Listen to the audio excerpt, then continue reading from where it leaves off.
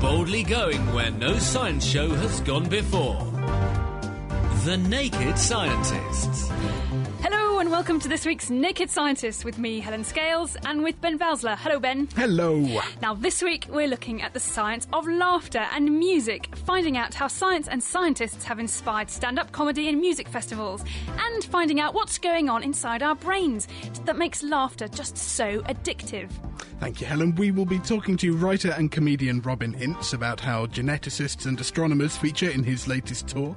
We'll be finding out what sort of music you can expect at the world's first online science music festival, that's called Geek Pop, and we'll be talking to award-winning comedian Katherine Ryan about how she felt about being genetically profiled. There are different genes they can test, different markers that might say you'd have a higher probability of getting cancer than someone else. And it was just something that I'd love to do, to see what else is in there.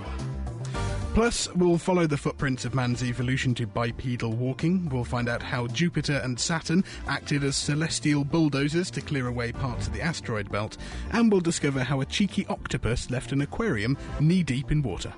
And in Kitchen Science, Dave is sticking with the theme of musical science in a way that only he can. He'll be building a tabletop guitar. That's all on the way this week on The Naked Scientists. So if you want to get in touch with any questions or comments, we'd love to hear from you. Our email address is chris@thenakedscientist.com. The Naked Scientists Podcast. Powered by UK Fast, the UK's best hosting provider. On the web at ukfast.net. Now, there are asteroids missing from the belt between Jupiter and Mars, and researchers now think that they were shoved out of place by two of our solar system's gas giants, Jupiter and Saturn, as they assumed their current orbit some 4 billion years ago. Writing in the journal Nature, David Minton and Renu Malhotra from the University of Arizona identified gaps in the asteroid belt where there should be an even distribution of asteroids. There are some gaps existing, they're called Kirkwood gaps, and they are there because the gravitational influence of the planets makes certain regions in the belt actually quite unstable. Now, they were originally identified by Daniel Kirkwood in 1857, but some of them have actually remained a mystery until now. Minton and Malhotra designed a computer model of the asteroid belt, which took into account all of the existing gravitational influence that we know about. But their model actually started out with a uniform distribution of asteroids. So they ran their model to simulate 4 billion years and found that the Kirkwood gaps in their model matched very well to the ones that we observe in real life. But actually in the real asteroid belt, there were several regions where there were very few asteroids, but the normal gravitational influence couldn't account for them being missing. There's already some evidence, the orbits of Pluto and Neptune, for example, that the planets in our solar system have not always been in the same sorts of orbits we find them in now. And so, factoring this into account and winding the clock back in their model, the observed gaps actually fit very well with the course that Jupiter and Saturn would have taken migrating to their present positions. The researchers estimate that actually, in the course of finding their place in our solar system, Jupiter and Saturn may have caused the asteroid belt to have lost almost 95% of its original pre-migration asteroids. So actually, the missing pieces of our asteroid belt can help us to fill in some of the missing pieces of the story, the history of our solar system. It's quite incredible to think how we can wind back time all that way and figure out what was going on a long way back in time. But I'm going to wind the clock forward just a little bit further to about 1.5 million years ago, not 4 billion years ago. And as the Bee Gees sang in their 70s hit Staying Alive, there's a lot you can tell from the way someone uses their walk. And now it seems that our ancestors may have been walking like us for at least 1.5 million years. Now that's according to a study published this week in the journal Science by a team led by Matthew Bennett from Bournemouth University here in the UK. And they've uncovered 2 sets of fossilised footsteps thought to have been left behind by Homo erectus strolling through deposits of volcanic ash near Lake Turkana in northern Kenya between 1.53 and 1.51 million years ago. Now, walking on 2 feet is a key human adaptation that first evolved, we think, around 8 million years ago. But until now, there's not been enough evidence for when the modern human gait first evolved. And apparently, there aren't many feet in the fossil record. This is something new I've learnt. apparently because predators and scavengers like to eat feet and hands, so there aren't many of them around to find. Well, the oldest known footprints at the moment from the human lineage are from Australopithecus afarensis 3.7 million years ago. But those footprints from Tanzania revealed that our ancestors at that stage were still walking around with a more ape-like gait, with a splayed big toe and a foot generally suited for grasping onto things rather than for walking along the ground.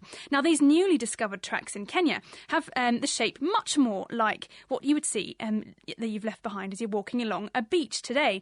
And as we walk, we put first our heel down, which makes a big impression in the sand or whatever you're walking on if it's soft. And then as you move forward, you move the weight onto the ball of your foot, again making a deep impression. And then we propel ourselves forward on our toes. And most importantly, our big toe is in line with the rest of our feet. So again, it's incredible to think that just a few individual Homo erectus left their footprints in the mud a long, long time ago, 1.5 million years ago, and now their descendants have found those tracks. They've turned them, those tracks that have turned into stone, and we're using them to help unpick one of the great mysteries of human evolution. It's incredible to think as well, because you need such precise conditions for any fossil to form. So something as delicate and fragile as a footprint, the fact that we've got them at all is in itself, well, really a miracle. It's wonderful, yeah.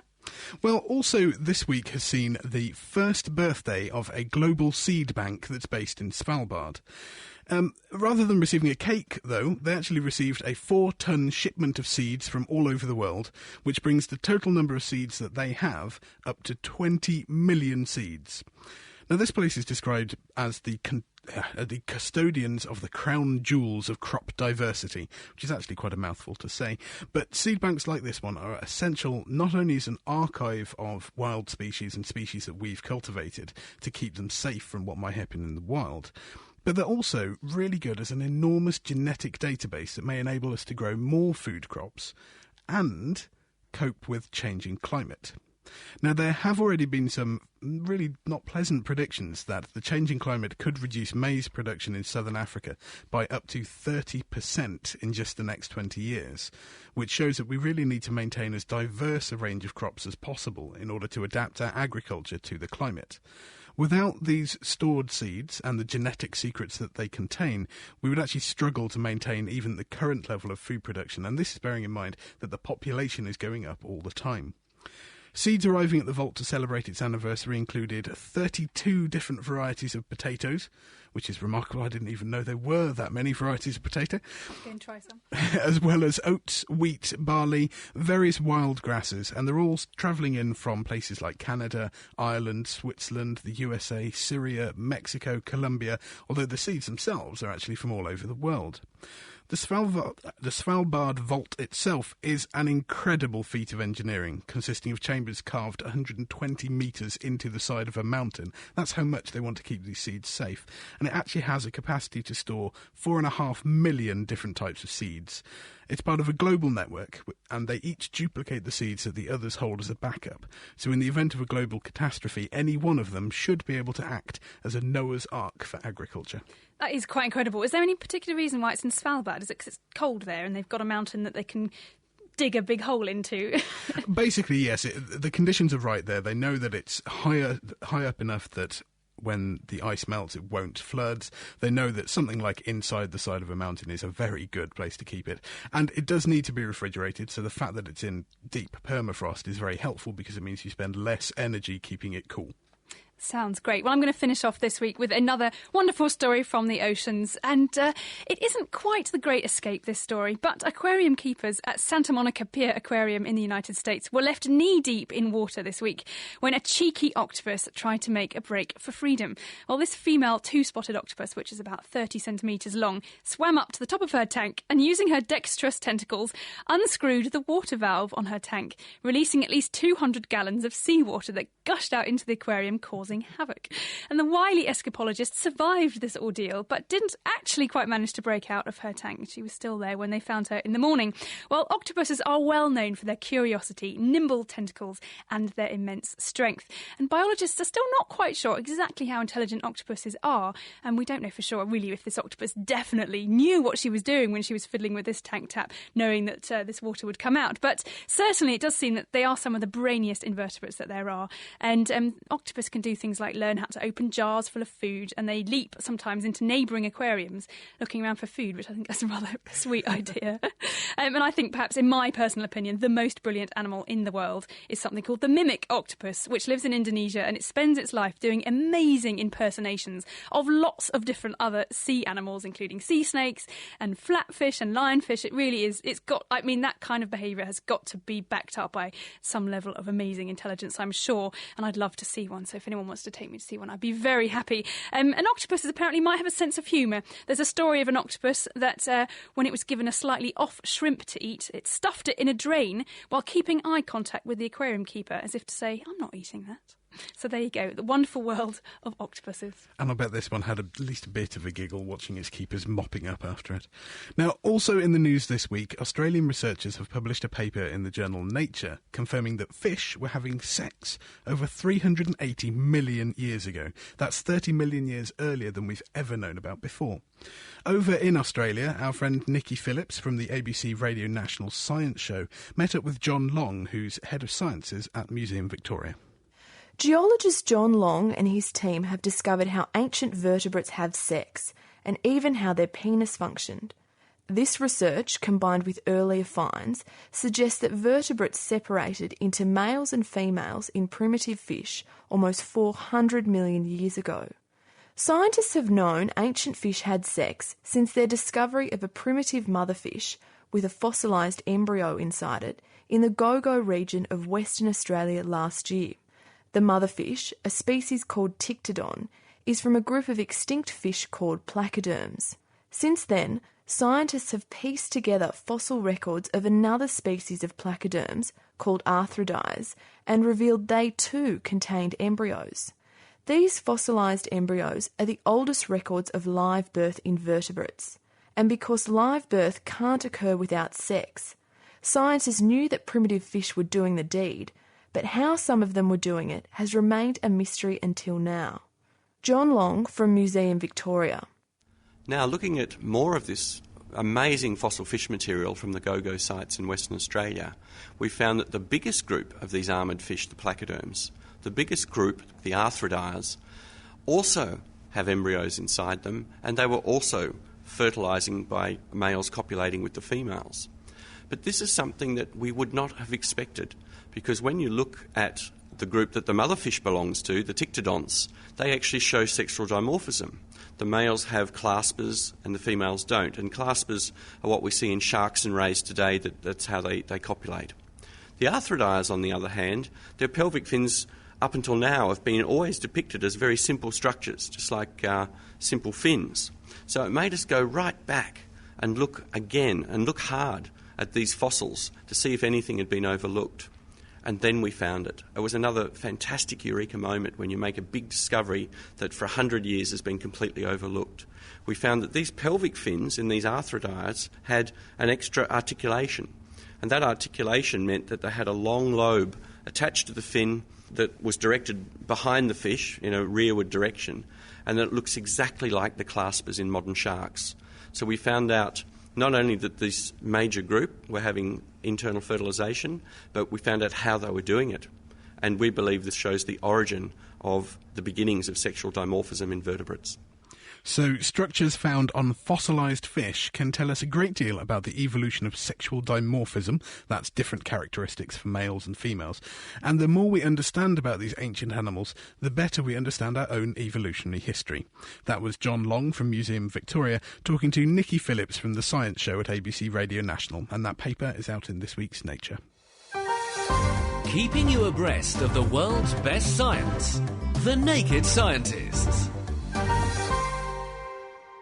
You're listening to The Naked Scientists with me, Helen Scales, and with Ben Valslow. And there is also another way to listen to The Naked Scientists. And while you're at it, you can chat about the science in the show with like-minded folks. That's in the virtual world of Second Life. We're live at 10 a.m. Second Life time every Sunday. So if you want to join us, sign up for Second Life, visit the Scilands and search for The Naked Scientists. You can drop by our mansion, relax on one of the sun lounges and listen to the show. As we're talking about how science can inspire musicians and comedians today, we thought this week's Kitchen Science should be musical as well. So Ben dusted off his guitar while Dave decided to build his own.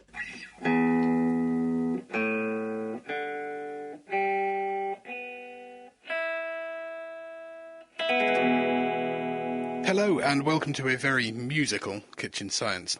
Now what you just heard was an electric guitar, probably not an unfamiliar sound to many people, but it may be an unfamiliar sound to Dave Ansell, who actually doesn't listen to a lot of music. So Dave, what are we doing today? I have to admit, I'm not the most musical person in the world, but I thought we'd have a try and look at some of the science in stringed instruments. So we thought we'd try and build one. So we're going to build ourselves something akin to a guitar? Yeah, pretty much. Basically a two-string guitar, so fairly simple. The tunes you're going to be able to play on it are probably fairly limited, but we'll see what we can do. I have a guitar. I know just about how to play the guitar. I'm not very good, but I think I know how it works. How are we actually going to construct this? What will we do?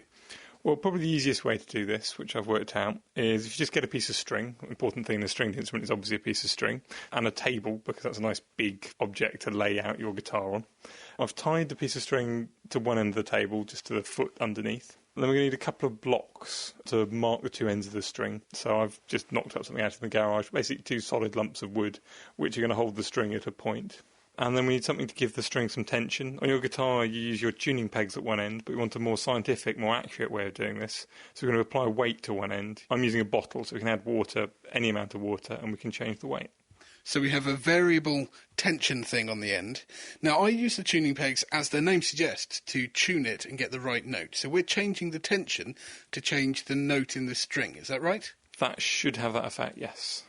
So far this looks pretty straightforward. If we're not going the whole hog and making a 6-string guitar, or at least a 4-string bass, why are we even bothering with the second string? Well, once we've worked out how a guitar works and what we can do to change the notes, I thought we'd try and have a look at harmony and see what you have to do scientifically to make two notes which sound nice together. In order for my guitar to sound nice, for me to get harmonies, I have to tune it very carefully. How are you going to ensure that your second string is actually in tune? Well, I'm not going to just sit there and tune it for ages and just try and get it to work. I'm going to try and use maths and try and get it right first time. So we're going to build a 2-stringed instrument now, and in part 2, not only will we explain how a string actually works to make such a nice sound, but also we'll put Dave's theory and maths to the test and see if he can build 2 strings that together make beautiful music rather than an awful noise. We'll be back later in the show. Will Dave be able to build a stringed instrument that actually sounds good using theory alone? Stay tuned to find out. Laying the facts bare. I say. The Naked Scientists. This is The Naked Scientists, and this week we're looking at how science influences art. Still to come, we'll hear about Geek Pop, the world's first online music festival, featuring lots of music that's inspired by science and scientists. We'll also find out why laughter is contagious. But first, when you think of stand-up comedy, scientists may not be the first thing that comes to mind. Science, though, has inspired comedian Robin Ince, who you may have seen or heard touring with Ricky Gervais or through one of his regular appearances on television or BBC Radio. He's currently on a nationwide tour with a show called Bleeding Heart Liberal, which draws heavily from his love of science. I caught up with him to find out how scientists can play a role in modern comedy. Well, Bleeding Heart Liberal was originally going to be a more political show than it is, but it started to edge more and more into things about Carl Sagan and Voyager and what was put on the Golden Record, as it's known, that went through space with the information for whatever lucky extraterrestrial would find out about us. There's some poo jokes in it, and when there's not poo jokes, then it's probably me either talking about my favourite geneticists or astronomers. So I think it is at the moment primarily a very enthusiastic show. I mean, that's really what I am. I'm halfway between being a self-loathing curmudgeon and, an Open University lecturer who's accidentally eaten some mushrooms he found under the bark of a tree. It seems quite a risk, actually, to talk about, as you said, your favourite geneticist. I'd imagine a lot of people don't even have a favourite geneticist. Well, I think part of, if there is a key to it, and I don't know if there is to, right from the start, lay out the fact that you are not smarter than the audience. I think that you can sometimes almost look kind of supercilious or superior, whereas I am playing it very much from the angle that I'm not from a scientific background. I've got increasingly into science, and I try and make it as silly as possible. So that part of the humour is perhaps the ridiculousness of a man jumping up and down doing nursery rhymes that were supposedly invented by Gregor Mendel. So I take it from that Mendel's your favourite geneticist? Do you know what? I'm not. They were so troublesome. You know the way way that James Watson just suddenly fell out of the chart last year, whether it was justified or not. I just find I'm always fascinated by intellectual monks, whether they're, inventing tonic wines, whether they're noticing moments where the moon has been struck by a small asteroid, or whether they're counting wrinkled and smooth peas. Of course, well, that's the Mendel story. And you said you also mentioned your favourite astronomer. Now, of course, they're in the news a lot at the moment because it's the International Year of Astronomy. So who would be your pick for that? In truth, what I often do is I have a pretend top three in which I never reveal two of them, which allows me, therefore, to constantly change my list without anyone realising year by year. Ultimately, it's probably Carl Sagan. Just because Carl Sagan's my favourite scientist, I know that many people would say that his actual level of scientific achievement in terms of discovering a new theory or whatever it may be is not great, but his zeal, his passion, the fact that he turns so many people onto science, watching Cosmos, reading his books, which combined magnificent poetry with hard facts, and I find that I'm quite obsessed by him. And Eratosthenes. I've been trying for 5 years to write a routine about Eratosthenes, the man who first got an approximate idea of what the circumference of the Earth was through shadows, sticks and wells. I still haven't found it. Maybe when I come to Cambridge or Norwich, I shall attempt another making Eratosthenes funny routine. So obviously science inspires you. How are your audiences responding? Every now and again there are some people who are a little bit confused. I was doing a gig in Bromsgrove, and as I was just sitting, sweating outside the stage door at the end of the gig, I just heard a couple go past going, well, to be quite honest, I didn't understand quite a lot of that. So it's a starting point. Hopefully, what I found is lovely is finding out that people have gone out and bought books by Richard Feynman and books by Carl Sagan and other science books off the back of seeing the tour and seeing me play music festivals. I also think that people are much smarter than we imagine. For instance, when I played Reading and Leeds last year, the Leeds Music Festival, they said afterwards, if I was you, I might dumb down for Reading. And I found that at Reading, you can play to 3,000 reasonably drunk teenagers and they will get what you're talking about. If you approach something passionately, and hopefully there are some jokes in there as well, they don't immediately switch off, because it's not just about drinking and shagging and the things which TV generally seems to believe is the only thing that an audience can handle. This year is also an anniversary of 200 years since Charles Darwin was born and 150 years since The Origin of the Species was published. How does Darwin fit in with your show? I think the first time that I became truly fascinated was reading an essay by Jacob Bronowski where he talked about if you drove past Down on a certain day in a certain year, you would have seen a young man playing a bassoon to a flower. And it was Darwin making one of his sons play the bassoon to see how bassoon playing and music affected flowers. And I thought, now this is an interesting man.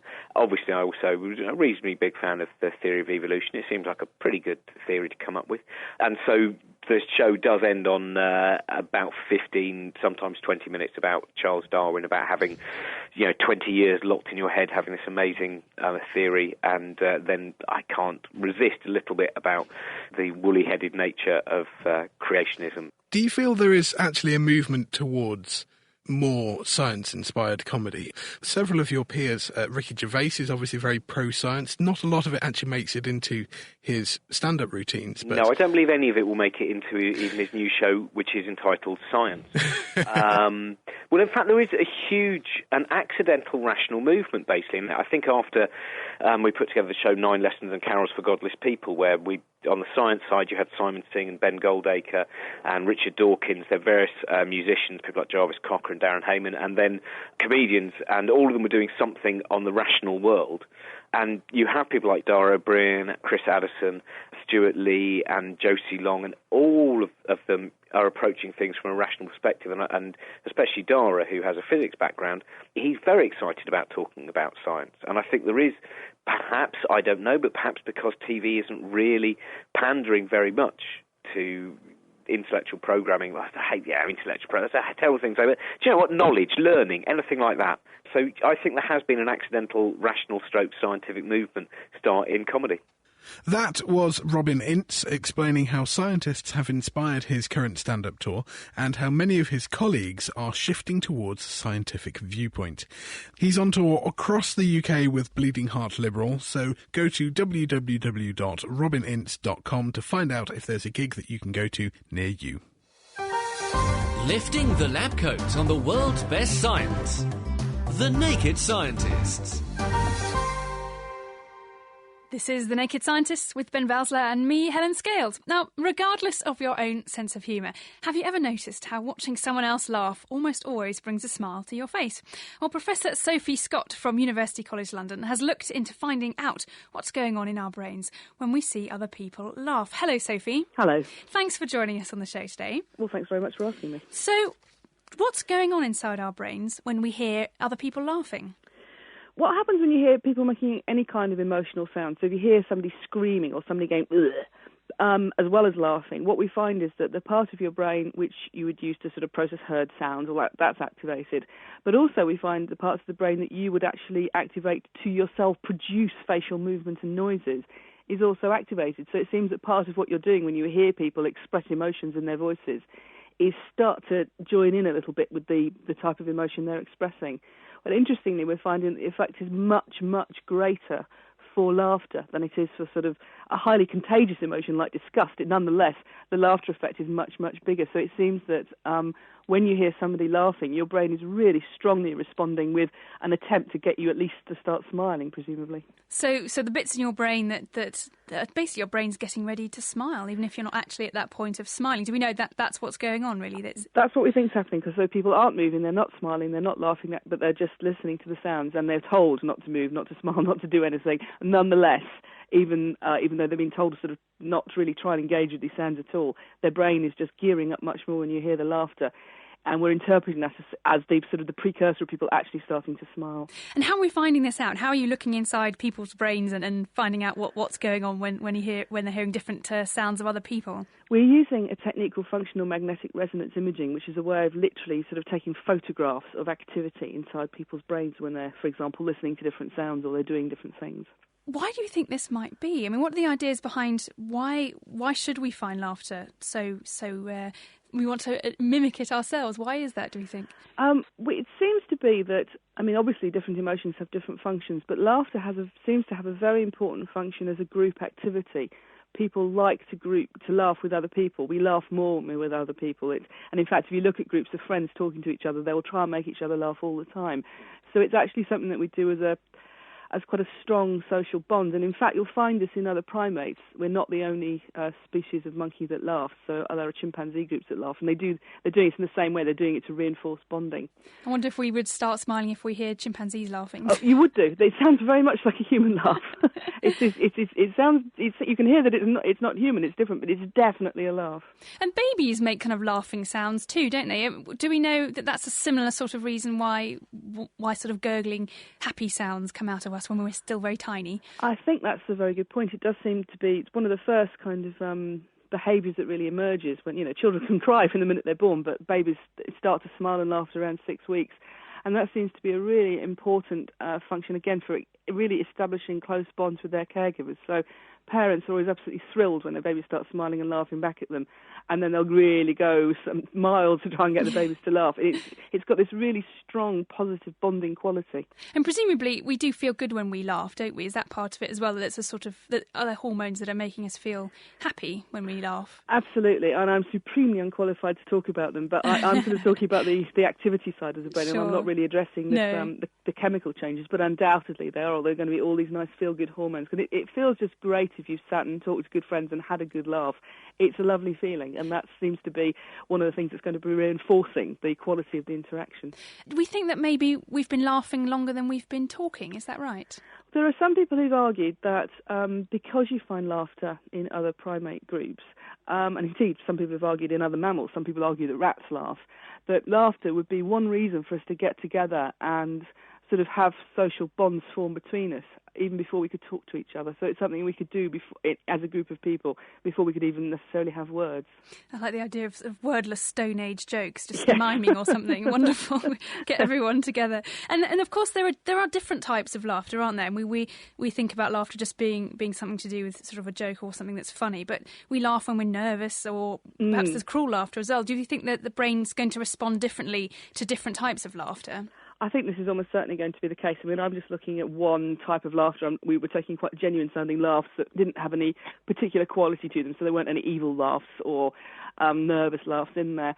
And when you consider that, as you say, people actually laugh in lots of different ways. And if you ask people what makes them laugh, people will tell you different things. So in Germany, people will give you a different answer than people would hear. And that's sort of associated with different qualities of laughs that different cultures are better attuned to hearing. So I think there's undoubtedly a whole story within this of different kinds of laughter and different ways that we use it. And is it all about the sound of laughter, or if we look at someone else or see someone else laughing, is that going to give us a similar response in our brains, do we think? I think so. I mean, you must have had the experience of sitting in a meeting and you can see in your peripheral vision that one of your colleagues has started giggling, and they're not making any noise yet, but they're just shaking in that way that you know they're laughing, and it starts to have that effect on you. So I think it is bound not to be something that's only expressed through the auditory modality.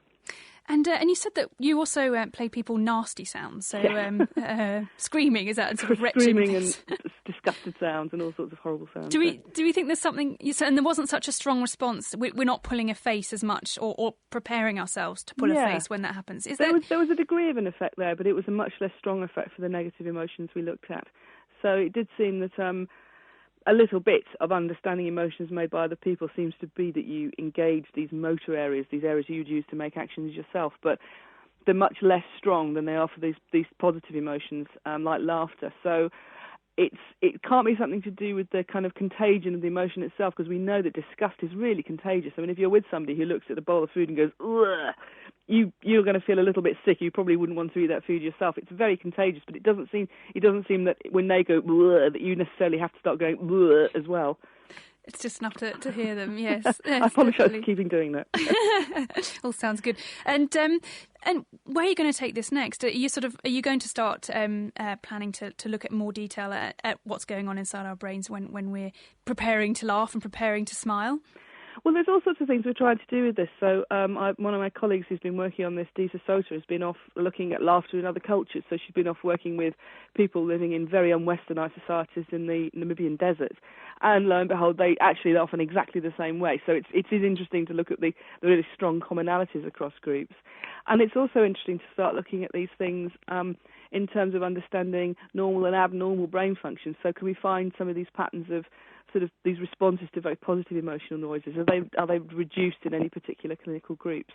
So people who really aren't finding life very funny, are they really showing suppressed responses? That's fantastic. Thanks, Sophie. That was Sophie Scott from University College London. And so next time you see someone else enjoying a joke, you'll know that your brain is priming you to join in and laugh along with them. Now, so far we've heard how science can inspire comedy, but science and comedy can also meet off stage. Meera Senthilingam met up with Nivea Funny Woman Award winner Katherine Ryan, and she is a comedian. She volunteered herself to be genetically profiled. At the end of January, Channel 4 and the Wellcome Trust launched an 8-part online mini-series called Roots, which saw award-winning comedian Katherine Ryan send a sample of her saliva to a lab in a bid to help her understand what's hidden in her genes. For the Roots project, I had to spit in a tube and send away my DNA to have a full genome profile done. Before you did it, how did you feel about having your DNA sequenced? Were you nervous? I was always open to the idea. I'm not afraid of information. I think that it can only help you. I really was interested to know the results. You actually already knew a little bit about your genetics before you did this, didn't you? Yeah, I've had some bad news already, I guess. I had melanoma 2 years ago. That was a little bit advanced, so I had to have a few surgeries to get rid of that.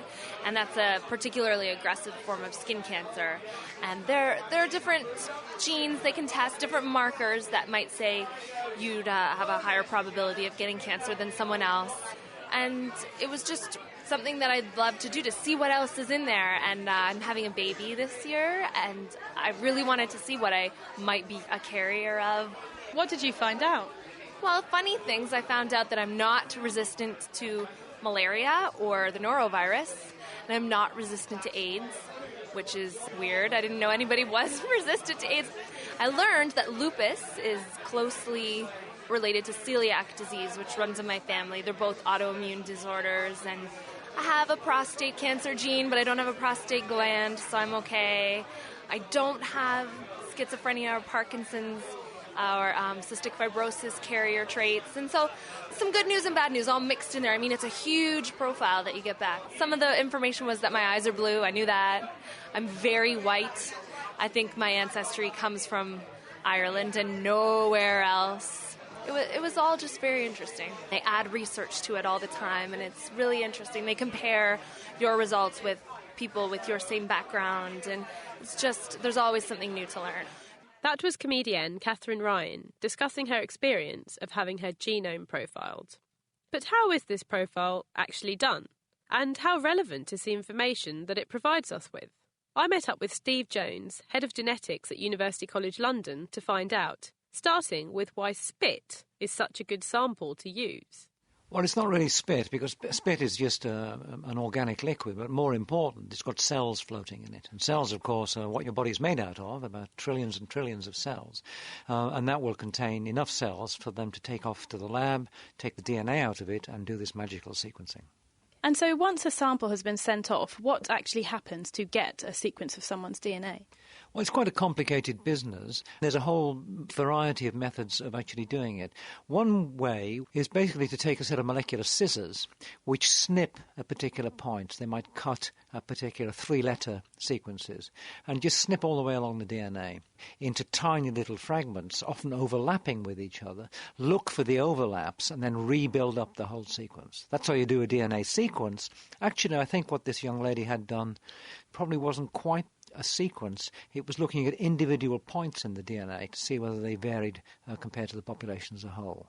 So what does looking at particular points or markers, I'm assuming, then in someone's DNA and comparing it to the population as a whole, what can that tell you about someone? In some ways, looking at a short length of DNA is a bit like looking at a surname. If you look at a surname in the European system, it passes from fathers to sons to grandsons and so on. Any short length of DNA, as long as it's short enough, will travel down the generations as a block of letters. And by looking at that block of letters, you're really sorting out your identity in relation to the other people around you. They look at predetermined spots, points in the DNA, which they know varies from person to person, and which quite often we already know predispose to certain inherited conditions, perhaps in association with the environment. Once someone has their genome sequenced in this way, what is the result of this sequencing that they see? So what you can produce is what's sometimes called a haplotype, which is just a statement of what your identity at particular points in the DNA is. But if she's interested in health, of course, there are particular genes which predispose to certain diseases. Some are well-known diseases like cystic fibrosis, which you probably know already if she had. But some simply tell you that maybe, for example, in order to get lung cancer, you need to smoke. And you need to have one rather common genetic variant. And there was once a hope that you could screen lots and lots of people and tell them, oh, I'm afraid you've got the gene that if you smoke, you will almost certainly get lung cancer. And the hope was that would stop them from smoking, but it doesn't. Now, many people worry about genome sequencing just because they are concerned about finding out what diseases or disorders they might get. But surely it's not just your genetics. Environment also plays an important role, doesn't it? There are occasional rare genetic diseases, things like cystic fibrosis, that if you've got them, really, obviously it's the gene that makes a big, big difference. And the environment doesn't make all that much difference. But there are many, many more, like, let's say, heart disease. If you have particular genes, it is particularly important for you to avoid a fatty diet, not to get overweight, not to smoke, and that kind of stuff. And I don't deny this is true. This is certainly true. But that's true for everybody. Geneticist Steve Jones explaining how Kathryn's sample would have been analysed to provide her with her profile of susceptibility and resistance to certain genetic disorders. To find out more about Kathryn's experience, or play the range of interactive games that Channel 4 have developed to explain the world of genetics, visit the Roots website at www.rootsgame.com. That was Mira talking to Steve Jones and Kathryn Ryan about the processes and the experience of genetic profiling.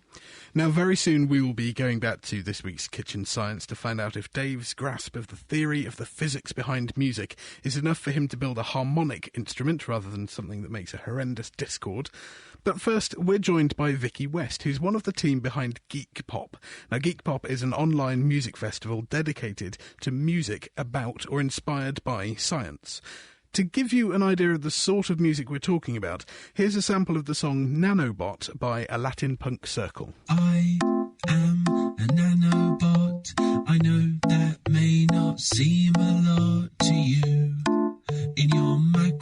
kaleidoscopic world. The fancy of sci-fi dreams travel through your bloodstreams, exploring the secrets, the self that you don't know. Hi Vicky, thanks ever so much for joining us. Thank you very much for having me. Geek Pop is a fantastic idea. How did you come up with this?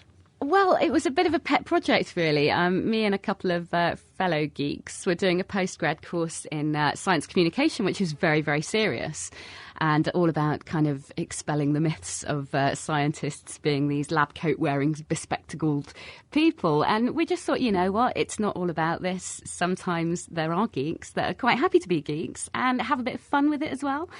And so we kind of threw it open on our Facebook group just to come up with some science-related pop music. And we had the usual suspects, the Atomic Kitten, you know, fairly tenuous links. And it just kind of snowballed from there, really. We started getting contacts from lots of bands who were either working in science or were writing about scientific matters. And they were kind of asking to get involved and whether there'd be a platform to share their music. So that's how the Geek Pop online festival came about, really. Now, as you said, it's an online music festival. When I think of music festivals, I think of very large, muddy fields, knackered tents, big stages, loud bands. How does this work online? Well, it's all of those wonderful things without any of the inconvenience. It's basically, if you imagine your favourite festival in the comfort of your own home or car or wherever you listen to your MP3 player. So we've got 4 different tents. We have the tetrahedron. Other shapes are available. The reproductive stage, the Tesla tent, and the experimental stage as well. So much like any of the big commercial festivals, there are lots of different styles of music at each tent. But you obviously don't have to pay. It's completely free of charge. We just ask people to get online, geekpop.co.uk, and download it to your MP3 player, and then you can have this virtual festival experience whenever and wherever you like. So you're not tied down to particular times of live events that you're streaming across the internet. You can actually download these and listen and, you know, stop and start wherever you need be, go back and hear a song again. This is absolutely actually a lot better than going to a real festival where you'll get caked in mud and all the really, really good bits you'll have to rely on your somewhat shoddy memory for. Indeed. And memories aren't always the most reliable at festivals, are they? I don't know what your experience is like, Ben. But it's pretty much that. Although it feels like a live experience, you can revisit it anytime you like if there's a particular band that you're into. We also have some exclusive green room areas as well. So if you want to find out more about the band or the science behind the song, then we've got lots of interviews with those bands and there's some online content as well. But you can literally pick it up and put it down as you wish. But it's an annual event. Last year's kind of turned into a much bigger event than we ever anticipated. So we've got big hopes for this year's event as well, which kicks off on the 6th of March, which happens to be now National Science and Engineering Week as well. Purely coincidental. And it will be up there for some time. So you can pitch in, like I say, at any time you like. Oh, that's good to hear. Now, the last clip of the song we heard was clearly and very obviously a song written about a scientific topic. Yeah. Do you also get... In fact, I've been sent a sample by a band called The Standards, which seems to be rather less directly scientific, but more inspired by something. Here, let's have a play of that. There's 11 dimensions in the heart of you. There's 11 dimensions, and I've got the proof. No more clever pretensions. I hasten to mention there's 11 inside of me too. There's 11 dimensions, and we make 22. So that is a tiny bit tenuous. Yes. Have you had to turn anyone away? Have somebody come up and said, well, I've got this song, it's all about science, I'd like you to publicise it for me on the net, and you've actually had to say, well, I'm sorry, but that's just misleading science? Absolutely, yeah. We do have elements of quality control. It's not a free-for-all. Everyone's had to audition in a virtual festival environment. And the bands that have made it through, I hope that anyone that downloads it will agree that they're all really, really good quality bands. Very diverse, and like you say, lots of them are directly science-related and lots of them quite tenuous. But yeah, they've all earned their place at the festival. We've got lots and lots of people who'll be, frankly, gutted, I would imagine, that they didn't make it through this year. But there's always next year. So whereabouts do we have to go online to actually listen? You can head to geekpop.co.uk. As of March the 6th, the brand new festival will be up there. At the moment, you've still got an opportunity to listen to last year's festival. You can also join us. We've got a Facebook group, which is very, very popular. Just look for Geek Pop, all one word. We also have Twitter as well. If you're into Twittering, you can join along. And obviously, the week before the festival, things are getting very, very hyper and lots of Twitter activity going on there. And we've also, being a festival, we do have a lost and found facility as well, albeit a virtual one. And we're kind of appealing for people at the moment to get involved and anticipate things that they might lose or indeed find at a festival. So if you want to take part ahead of the release date, then do get in touch either via Facebook or by the website. Can I say that again? geekpop.co.uk. I think that's fair enough, yes. Well, thank you ever so much for joining us, Vicky. I hope the festival goes well. I shall certainly check it out online. Thank you very much. That was Vicky West, one of the organisers of Geek Pop, and I'll give her one last plug. If you want to join them, just visit geekpop.co.uk. Laying the facts bare. I say. The Naked Scientists. You're listening to The Naked Scientists, and now it's time to welcome the lovely Diana O'Carroll back into the studio with our question of the week. Hello, Diana. Hello, lovely Helen. Well, this week I've been scouring the internet to find the answer to this question. Hello, my name is Christiane. I would like to know how much energy is used when you do a Google search. So, to find the answer to this, I did a Google search, and I found this gentleman. Hi, so I'm Eric Tietzel. I'm a program manager for the RA Lesson C effort here at Google. RA Lesson C is an initiative that we started to advance technology in renewable energy to make it cost competitive with fossil fuel power generation. So we've done the calculations internally, and I think anybody that's tried to do carbon accounting understands there's a lot of complications and nuance. But the basic premise is that one Google search uses about 0.3 watt-hours worth of electricity, and that's plus or minus some, and that then translates based on emissions load into somewhere around 0.2 grams of CO2 per search that we answer. To actually do the things that we do, all of our online services require machines, and those machines are basically all housed in facilities we call data centers. And those machines are typically servers and networking equipment. So the way in which we do the energy calculation per query, we look at not just the exact machines that touch the query as it comes into our data center, but we also look at allocating networking routing cost as well as what we would call just overhead. So it takes energy to build the index to be able to effectively answer the queries as they come in. So we also allocate those costs across all of our search presence, and then that's how we come up with the number of 0.2 grams per search or 0.3 watt-hours worth of electricity. And here at The Naked Scientists, we've calculated that 1 kilojoule is equivalent in energy to about 0.25 grams of sugar, an eighth of a Tic Tac, 0.028 millilitres of petrol, and that's about enough to drive a Toyota Prius about 60 centimetres. It's about 0.04 grams of coal. And with that energy, you could run a desktop PC and monitor for about 3 seconds. You could run a kettle for about 0.5 of a second. And you could run a 100-watt light bulb for about 10 seconds. And that's if you can find one in the shops. And on our forum, TechMind pointed out that more energy must be consumed by all the people all around the world who now stay up all night with their computers, lights and heating on, Googling and surfing, when a few years ago we'd probably all be tucked up in bed using very little energy. So it's perhaps worth remembering that multi-core desktops can be pretty power hungry. Well, onto something else that involves energy now, and the matter of burns. Hi, I'm Adrian, 28, from Romania, and I do have a question. What happens when you get burned at a molecular level when you touch something hot? Why can't our skin deal with hot things when other materials can? If you know the answer, then, or if you have any other questions, then drop us a line via email. That's chris@thenakedscientist.com, or you can jot it down on our forum and you can have your answer read out for all to hear. You can find that hotbed of discussion here, and that's thenakedscientist.com/forum.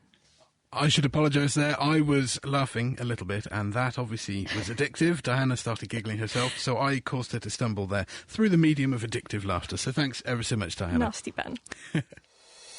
From protons to photons and gluons to muons, The Naked Scientists. Science that's fundamentally more fun. You're listening to The Naked Scientists, and now it's time to tune up with Dave and see if his theory translates into beautiful music. Welcome back to this week's musical kitchen science, where I have got my guitar out for the first time in ages, but Dave is trying to better me by building his own musical instrument. Take us through again how you've actually built this. I've got two strings. Obviously, it's a stringed instrument. I've tied them to one end of the table, and I've added a weight onto the other end. I'm just using a plastic bottle. And then I've just lifted them off the table with two blocks of wood, one at each end for each string. One of them I've attached to the end of the table, and the other one can slide along the table so I can change the string's length. So how does it actually sound? We'll try one here, if we listen to it. It's never going to be the most impressive instrument in the world. People have spent thousands of years optimising them, and I've spent an afternoon. But as you can hear, that one's a very low pitch. Yes, it's very low and quite sort of flappy. Yes, at the moment we've got very, very little weight on the end, so it's got very, very little tension. And as we were talking about earlier, if you change tension, we should be able to change the pitch. So we'll try adding a bit of water into that bottle. OK, so we'll pour some water in now. And this is a bit like me turning the tuning pegs on my guitar. It adds more tension to the string, and so it should make the note that the string makes go a bit higher. Let's see how it sounds. That's an awful lot better. It's much more musical. That's a good sign. We're obviously getting something like a real instrument. Why is it that adding some tension has actually made the note higher?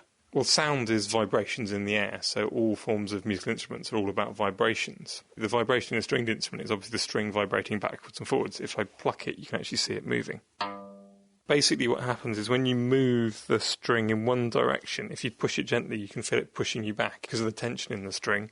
So if you push it in one direction, it's going to move back to try and straighten itself out. By the time it gets back to the middle, it's going quite fast. It's got quite a lot of momentum, overshoots, goes the other way, and so it vibrates backwards and forwards and makes a sound. So plucking the string makes it vibrate back and forth, and that makes the air vibrate, and that vibrating air gets to our ears as sound. Yes, and the more tension you put into the string, as I push down, the bigger the force is returning it, so the quicker it's going to get there, so the quicker it's going to vibrate, and the higher the pitch. So now that we've changed the tension, what else can we do to change the note? How do we tune this? Well, one other thing we could do is change the string. Heavier strings will vibrate more slowly because there's more mass to move backwards and forwards. And this is why bass guitar strings or double bass strings are much thicker, heavier strings than, say, on a normal guitar. Yeah, that's right. But we've already got our string set up. We don't really want to have to replace it with heavier string. What else can we do? We can change the length. So start plucking this and move the block. You should hear a difference.